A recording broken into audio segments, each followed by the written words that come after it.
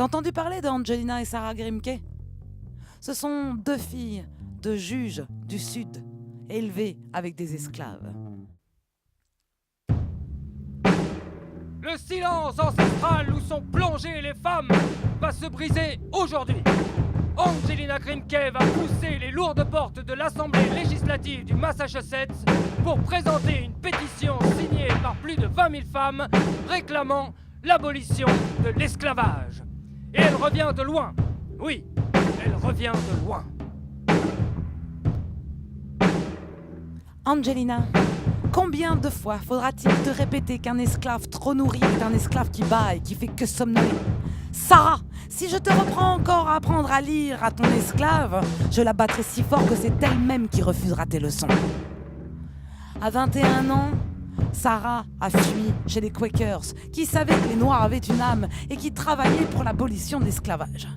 Mais Angelina était encore jeune et elle a dû attendre. Papa, pourquoi est-ce que je n'ai pas le droit d'apprendre à lire à ma servante? Elle est chrétienne, vous l'avez baptisée. Elle devrait pouvoir lire la Bible pour connaître le message de Dieu. Ma fille, les Noirs sont comme de grands enfants. Ils n'atteignent jamais l'âge adulte. Dieu les a punis, ils sont maudits. Genèse 9, verset 27. Je l'ai lu, papa. Genèse 9, verset 27. L'histoire, c'est que Noé était tout nu, que Cham, son fils, l'a vu tout nu, alors Dieu aurait puni Canaan, le fils de Cham, parce que Cham aurait vu son père tout nu. Ça tient pas debout. Et puis, dans tous les cas, Jésus est revenu et il a racheté les péchés de tout le monde. Il a racheté leurs péchés. Puis vous les avez tous baptisés, ils sont chrétiens. Ils devraient pouvoir lire la Bible. Ma fille, arrête. C'est pour ça qu'on ne veut pas que les filles en sachent trop, parce que dès qu'elles en savent un peu trop, elles font n'importe quoi avec leur savoir. Allez, va dans ta chambre. Maman, papa il dit que nous les filles, on doit pas étudier, que si on a trop de savoir, on en fait n'importe quoi. Mais oui ma fille, les femmes ont été punies par Dieu, tu sais. Elles sont comme des grands enfants, elles n'atteignent jamais l'âge adulte. Genèse 3, verset 16. D'accord, ok, on a croqué la pomme alors que c'était interdit. D'accord, c'est nous qui avons chassé tout le monde du paradis. Mais on nous a appris à lire pour pouvoir lire la Bible et connaître le message de Dieu.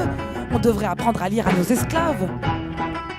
T'as raison, ma fille. On va faire ça. Mais tu ne dis rien à ton père.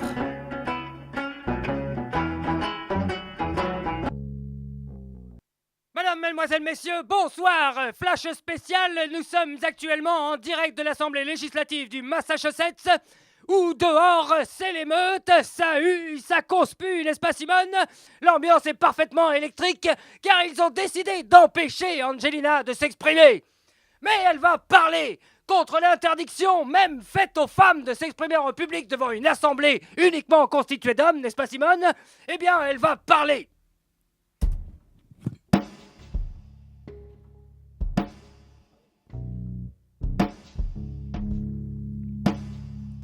Plus de 2000 ans ont roulé leurs eaux sombres et sanglantes sur le canal rocheux et sinueux du temps, dans le large océan de l'éternité, depuis que Esther a sauvé son peuple. Elle savait qu'elle n'avait d'autre choix que d'user de ses charmes, des saveurs et du vin pour obtenir la grâce qu'elle demandait. Roi de Perse, libère-moi, moi et mon peuple.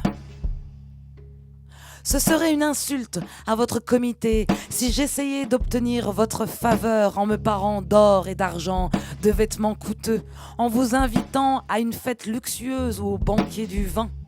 C'était une toute autre époque, et je ne crois pas que vous pourriez être ému par de tels moyens sensuels, moyens indignes de vous et indignes de l'humanité. Oui, je sens que si vous êtes atteint, ce ne sera pas par moi, mais par les vérités que je m'efforcerai de présenter à votre compréhension et à votre cœur. Je suis devant vous en tant que citoyenne, au nom des 20 000 femmes du Massachusetts dont les noms sont inscrits sur les pétitions qui ont été soumises à l'Assemblée législative dont vous êtes l'organe. Ces pétitions portent sur le grand et solennel sujet de l'esclavage américain, sujet auquel la République porte le plus grand intérêt, qu'on le considère par ses aspects politiques, moraux ou religieux. Et parce que c'est un sujet politique, On a dit avec insistance que les femmes n'avaient rien à voir avec cela. Sommes-nous des étrangères parce que nous sommes des femmes ? Sommes-nous privés de notre citoyenneté parce que nous sommes les femmes, les filles, les sœurs, les mères du peuple ? Les femmes n'ont-elles pas de pays ? Pas d'intérêt à défendre jalousement le bien public ? Ne sont-elles pas concernées par la honte et la culpabilité d'une nation ? On dit souvent que les femmes dominent le monde par leur influence sur les hommes. Eh bien, si c'est le cas, nous pouvons nous cacher le visage dans la poussière et le couvrir d'un sac et de cendres. Les hommes n'ont pas été guidés par la puissance morale et intellectuelle, mais par leurs passions animales. Et je tiens à vous dire, Monsieur le Président, que les femmes américaines ont affaire avec ce sujet non seulement parce qu'elles sont morales et religieuses, mais parce qu'elles sont politiques. En tant que citoyennes de cette République, notre honneur et notre bien-être sont liés aux choix politiques et aux lois.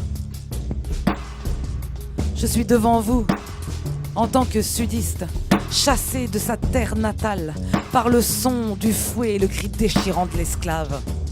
Je suis devant vous, en tant qu'être moral, doté de droits précieux et inaliénables qui sont corrélatifs à des devoirs solennels et des responsabilités élevées. En tant qu'être moral, je sens que je dois à l'esclave souffrant et au maître envoûté, à mon pays et au monde, de tout faire pour renverser un système de crimes compliqués construit sur les cœurs brisés, les corps prosternés de mes compatriotes, enchaînés, cimentés par les larmes, la sueur et le sang de mes sœurs esclaves.